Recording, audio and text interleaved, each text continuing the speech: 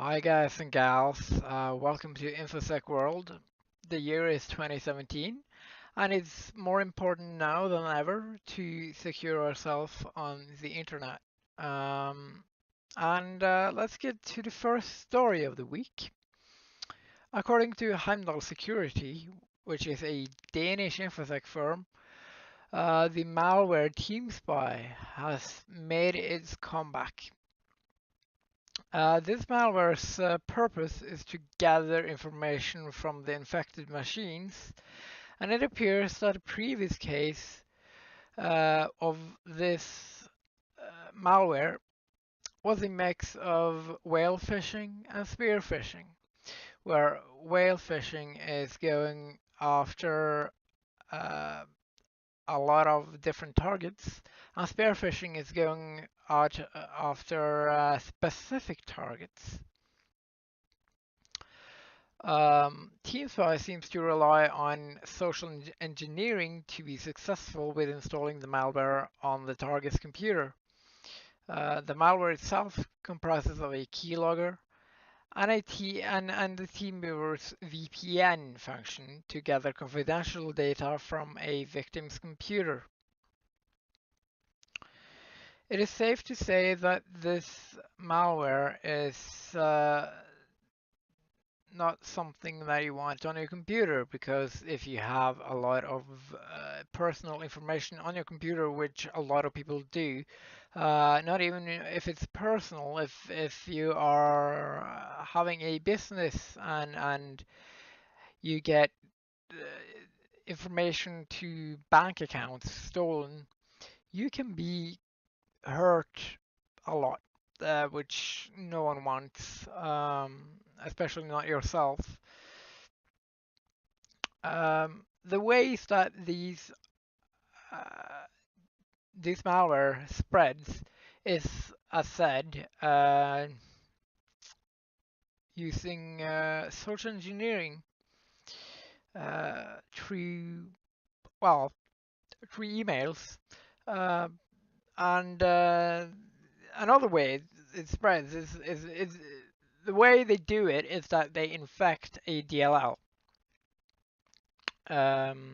If you don't know what a DLL is, there will be a completely new video of that later on. So make sure to subscribe for that. However, they infect DLLs. They put the DLLs behind, for example, a seemingly harmless computer file. Maybe an image.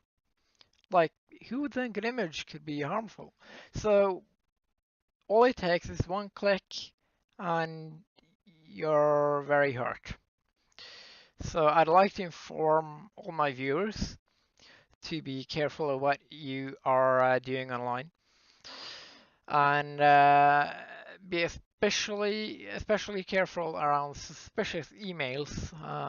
If you get an email and you didn't expect that email, you should probably just delete it and go on with your life. Especially do not open up any um, attachment, even though it's just an image file, because that's when people get butthurt. Or well, butthurt. I'm not gonna say that, but that's when people really are damaged, is when they open up files they don't know what to do. And the next kind of new section for this week is about the Mac OS, or the OS X as it's also called, and macro-malware. So macro-malware has made its way to the Mac systems. Now, what macro malware are in their basic form are malicious Microsoft Office documents containing Visual Basics macros. Basically, what they do is that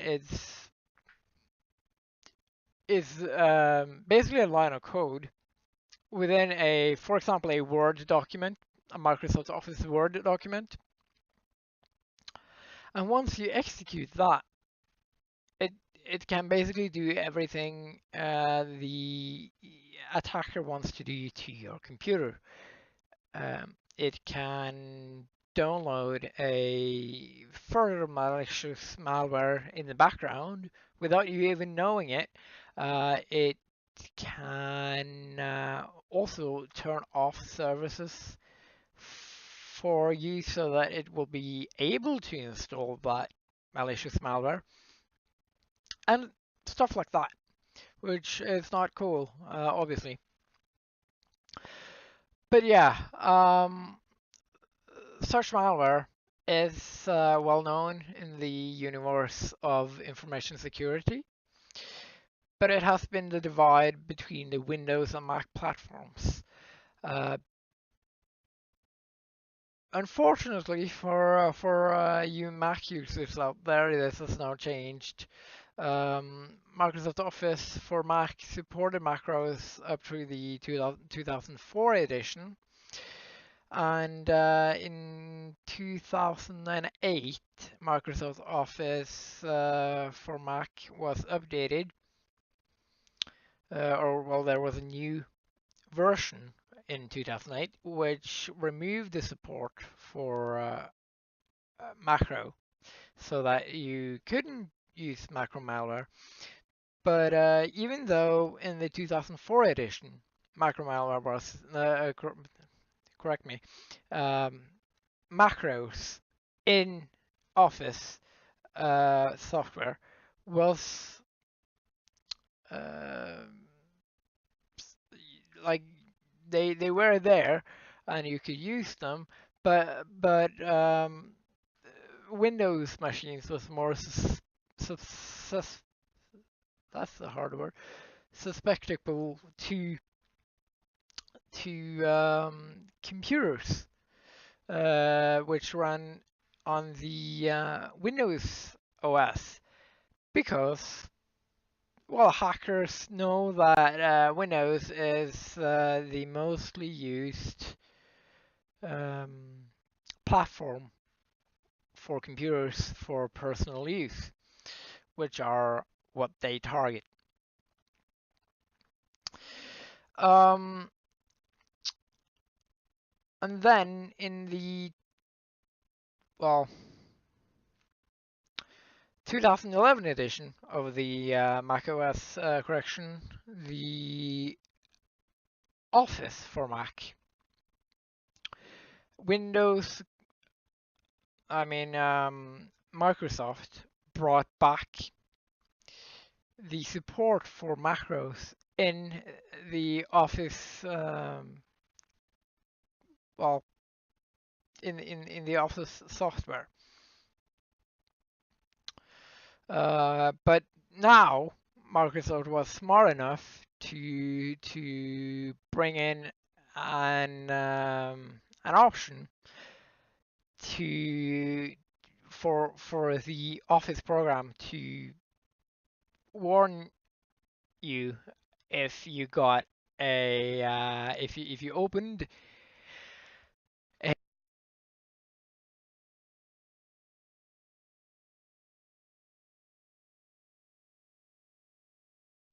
and my headset just died. So yeah, for opening if you opened a Office document, for example, an Office Word document, it would warn you about it, and that was activated by default, which is great, meaning it's much easier to not fall victim for these sorts of attacks. So yeah, that's pretty much it for this week. I'll have I have a lot more to talk about, so please be sure to follow, subscribe, Like it if you liked this video. Comment what you liked if you liked anything at all. It's well, I'm trying. I'm trying. This is my first video, and this channel will be, as you probably see, focused around um, infosec stuff, so information security and IT security. So if you have any concerns, please let me know. I will probably make a video about it. No problem. And thank you for watching.